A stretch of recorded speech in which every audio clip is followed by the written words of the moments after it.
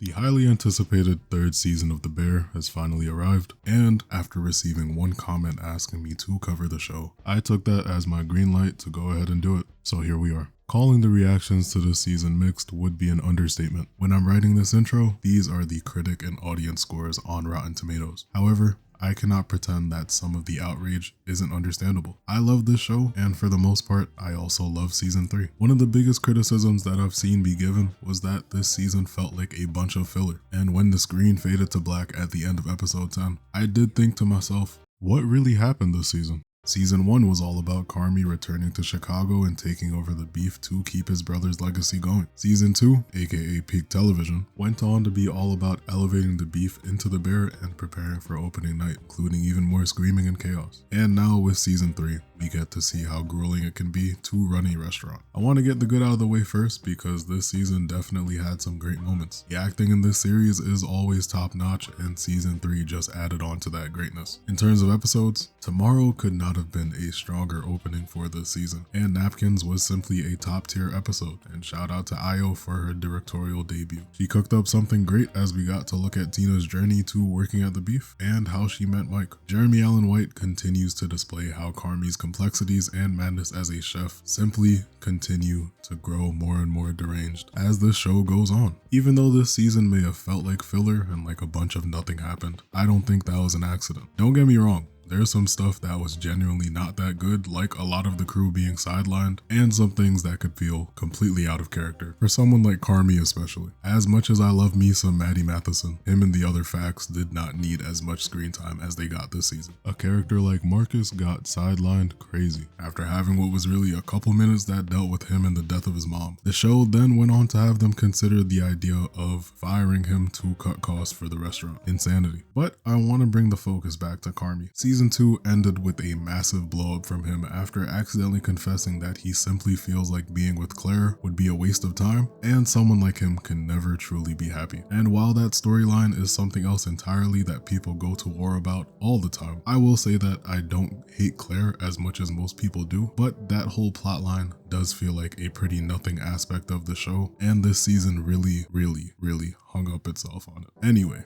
Carmy's devotion to cooking and creating something generational with the bear have driven him away from her and really anything that isn't the restaurant, and we clearly get to see that through how frantic he is this season and with this panic attack he got during service. Something like having a different menu every day or kicking his smoking habit because it takes too much time instead of it simply being bad for his health really shows how crazy his mindset has gotten. Carmy is also driving their expenses through the roof with the kind of ingredients they're using, and the restaurant simply isn't making enough money to compensate for it. It didn't take very long for me to say, alright, you are doing too much. By the end of the season, the review of the restaurant comes out and we don't even know what it fully says. We get some snippets of the article here and there which also encapsulate the season we just watched. Even though we didn't get much of a conclusion with the finale this season, I think we are approaching the biggest lesson that Carmy has to learn, and that is subtraction. It's something we get a glimpse of in the first episode after Carmy keeps getting cooked for making his dish a little too complicated. The moment we got shown this piece of tape, it was something that I held on to for the rest of the season. But the thing is, Carmy has to learn about subtracting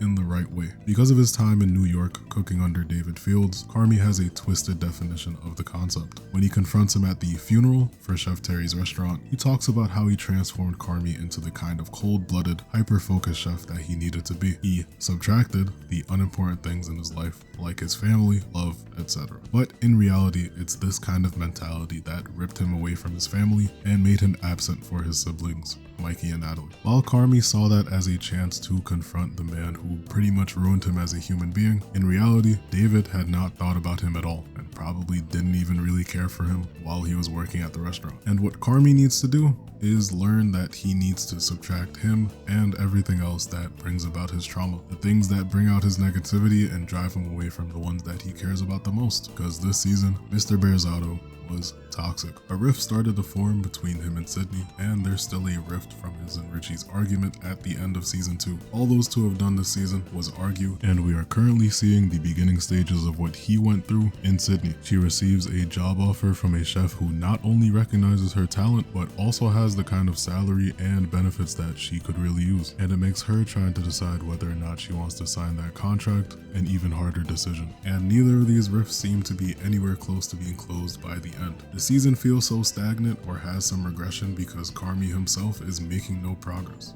And we even see this lack of progress with him not knowing how to apologize to Claire or whether or not he should in the first place. I think they really want to show us that something inside of Carmy snapped while he was stuck in that freezer. And we're going to see him build himself back up to being the kind of leader he has to be if he really wants the bear to succeed. We know how much he appreciates Sydney, Richie, and everyone else who makes the bear what it is, but right now I think he's trying to find it within himself to bring back the Carmy that they know. I love this show because it balances showcasing the kind of delusion you need to possess on the road to greatness, while also showing us that the journey is nowhere near linear, and season 3 will hopefully end up being the greatest representation of that within this whole story. I don't like everyone being mad at each other and Sydney and Carmy being nowhere near as in sync as they had been, but I think this is all to emphasize how messed up Carmy really is, and I'm sure it's not going to stay that way and that it's going to be remedied somewhat soon. I'm also sure him and Richie are going to be cool again at some point. I feel like the to be continued of this season was the most we felt like we needed the next part out of everything so far. I hope season 4 will be fire. I hope we see more of everyone who got benched this season, and I would also like to see the kind of Ibra centered episode that his actors suggested at the premiere. Season 3 of The Bear wasn't perfection, but it wasn't completely aimless either. I do think a lot of what people didn't like in this season was intentional and most likely going to be fixed next season. When it comes to the other stuff, I don't know how much of this season you can chalk up to the writer's strike or straight up bad writing, because that just happens sometimes, but I still feel like everything is along the lines of what I brought up in this video.